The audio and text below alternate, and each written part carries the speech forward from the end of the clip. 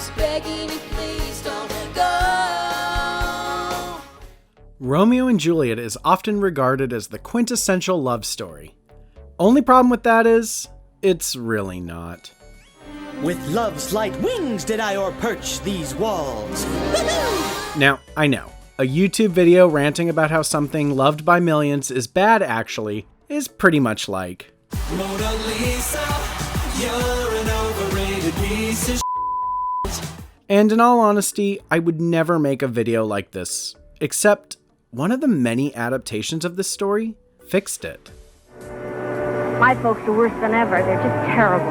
Why should they be different from the rest of them? Oh, David, what are we going to do? I don't know. Today's topic is the 1971 TV movie, If Tomorrow Comes.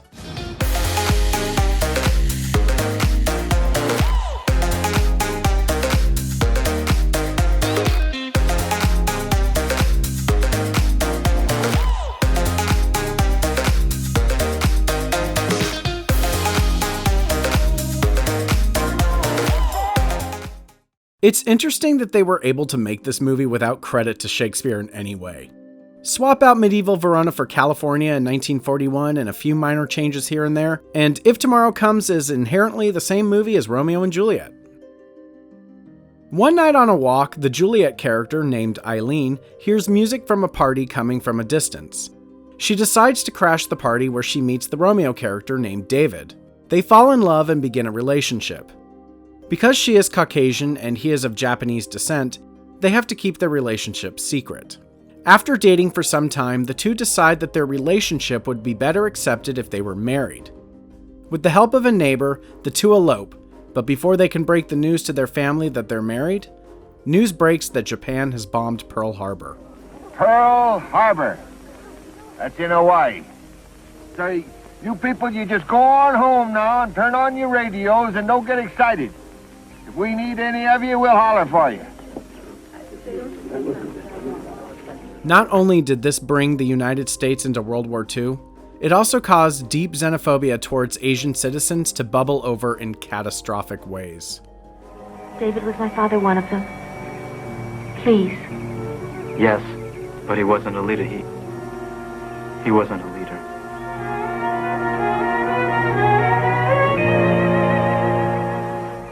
Shortly after the attack on Pearl Harbor, Japanese Americans on the West Coast were forced to follow a curfew and had their homes raided for anything deemed a threat. Morse code book. He was a Boy Scout. That's his handbook. It's on the list, isn't it? It's on the list. Well, all right then. Eventually, most of these Japanese Americans were sent to live in concentration camps. So, originally I planned to go on a detailed rant about all the things I did not like about Romeo and Juliet. You met him Sunday. It's barely Thursday morning. Slow down, crazy. Slow down. And although yes, If Tomorrow Comes fixes every issue I have with Romeo and Juliet, 2 candles? 2 months. Happy anniversary. the truth is, even if those elements were in If Tomorrow Comes, it wouldn't bother me like it does in Romeo and Juliet. Except for one. The real issue I take with Romeo and Juliet is the fact that it's a tragedy, but the tragedy is forced. In the original play, Romeo is banished from Verona, and Juliet's father forces her to marry a man named Paris. Juliet goes to Friar Lawrence contemplating suicide, but he comes up with a different plan, resulting in her faking her death so she can run off with Romeo. There's a miscommunication. Romeo thinks she's actually dead. He kills himself, then Juliet kills herself. It's very sad. It's very tragic. But here's the thing. Nothing was stopping Juliet from leaving town to be with Romeo. Thursday is near. Lay hand on heart. Advise. An you be mine, I'll give you to my friend. An you be not, hang, beg, starve, die in the streets. For by my soul I'll ne'er acknowledge thee. Though what is mine shall never do thee good. Well, there you go, Juliet. Pack your bags. Daddy just gave you a way out. Okay, I know I'm far from the first person to come up with this spicy hot take, But the best defense I could find for this argument is that Juliet's father was most likely saying this in the heat of the moment and didn't really mean what he was saying. And if Juliet did run off to be with Romeo, her father would do everything in his power to drag her back to marry Paris. And yeah, honestly, that seems like a very likely theory.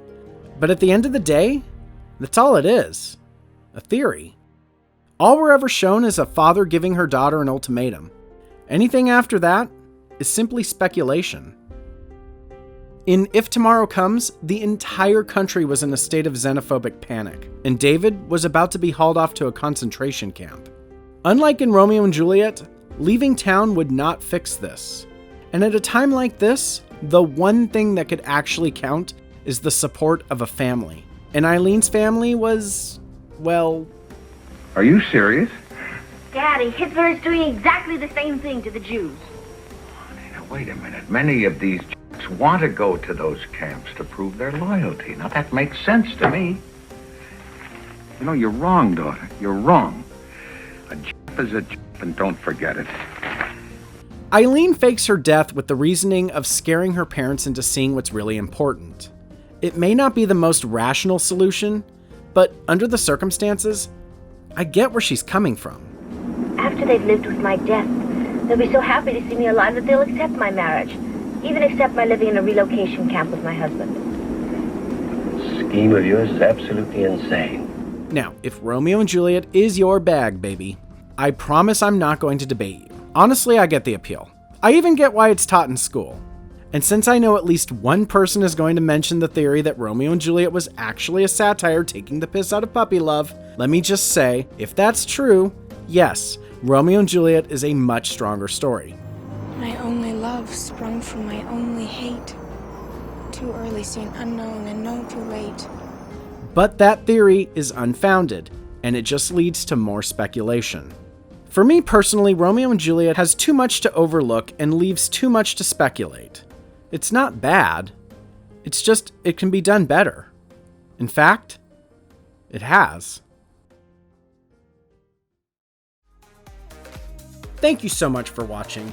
If you liked this video and want to see more, check out one of these videos of mine. And please be sure to like, subscribe, hit that bell, and as always, until next time.